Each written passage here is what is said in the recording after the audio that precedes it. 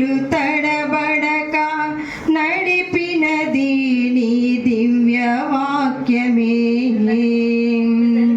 కడలిని మించిన విశ్వాసమునిచ్చి విజయము చేకూర్చెను. నీ వాక్యమే మకరందమై బలపరిచెను నన్ను. నా యేసయ్యా స్తుతి పాత్రుడా, ఆరాధన నీకే, ఆరాధన నీకే. నీ వాక్యమే మకరందమై బలపరిచెను నన్ను.